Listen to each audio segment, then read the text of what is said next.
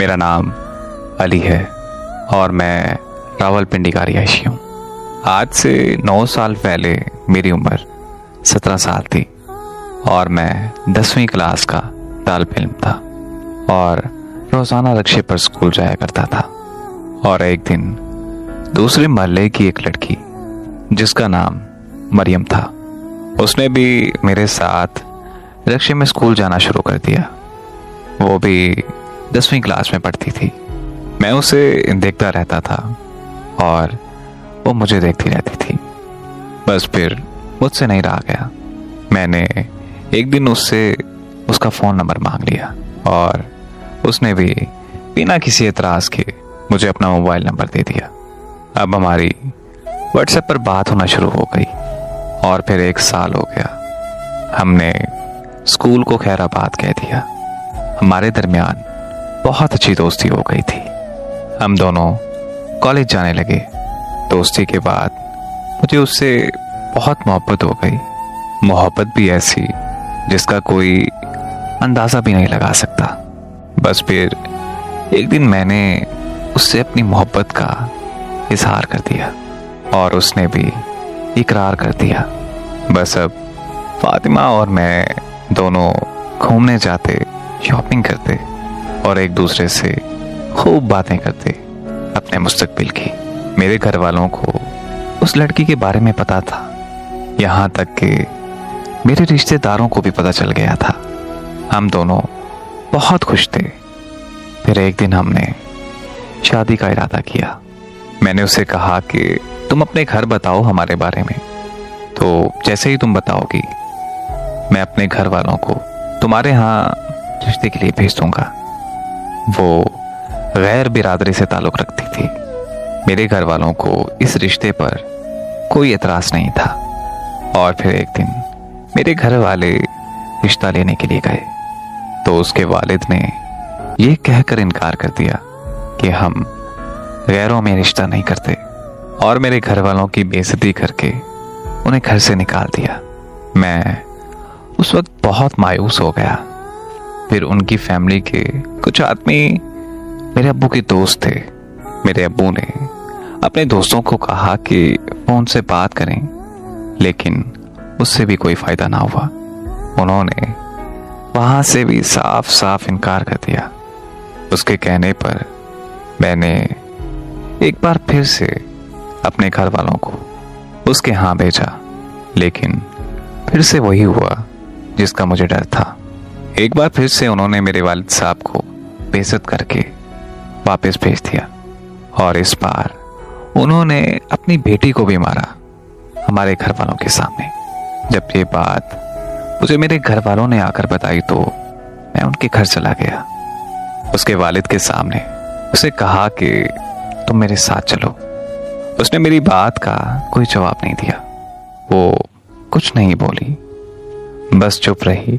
मेरा रद्द अमल देखते हुए उसके वालिद ने भी मुझे बहुत मारा और उसके वालिद ने फातिमा को मेरे सामने धमकी दी कि अगर तुम इसके साथ गई तो मैं तुम्हें जान से मार दूंगा।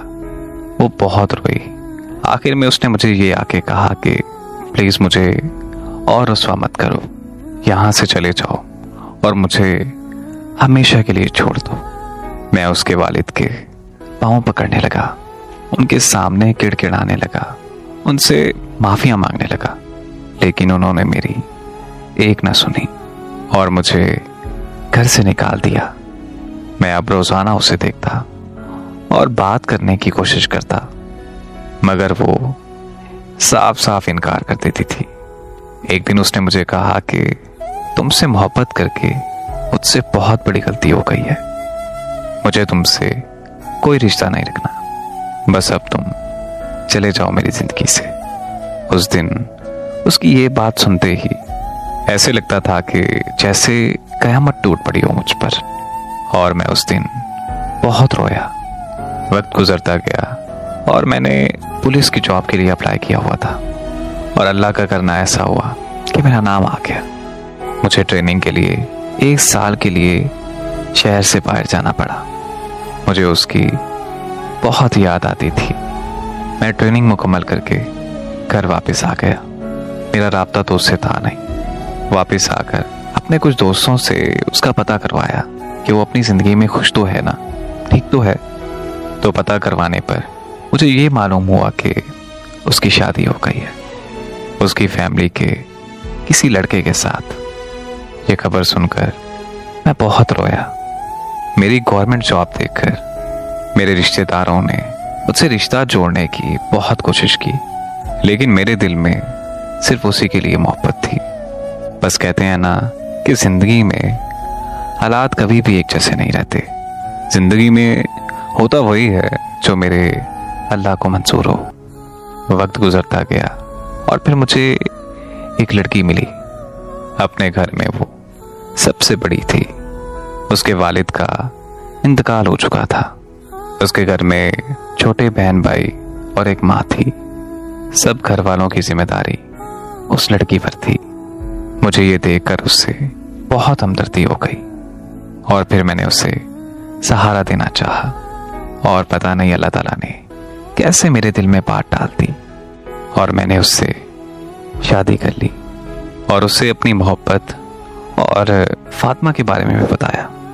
अब जब कभी मोहल्ले में मुझे फातिमा नजर आती है तो मैं अपनी आंखें वहीं बंद कर लेता हूं, क्योंकि मेरा हौसला नहीं होता उसका सामना करने का। और वैसे भी अब मैं शादीशुदा हूं और हमारी शादी को 1 साल हो गया है। मुझे अपनी बीवी का एहसास और हमदर्दी तो बहुत है। बस अब दुआ करता हूं कि अल्लाह पाक मेरे दिल में उसके लिए मोहब्बत भी डाल दे। बाकी मैं बहुत खुश हूं अपनी जिंदगी में और अपनी बीवी के साथ। वैसे एक बात है कि मैं फातिमा को कभी नहीं भूल सकता। बस मेरी दुआ यही है कि अल्लाह पाक सबके नसीब अच्छे करे और होता वही है जो हमारे हक में बेहतर हो, क्योंकि अल्लाह ताला के हर काम में बेहतरी होती है। बस मैं आप सबसे यही कहूँगा कि जिंदगी में कभी किसी को धोखा मत दीजिएगा और ना ही किसी के साथ जिंदगी में कभी कुछ गलत कीजिएगा। बाकी सब अल्लाह पर छोड़ दें। वही तो है जो दिलों के हाल भी जानता है और राज भी। हमेशा खुश रहें, आबाद रहें।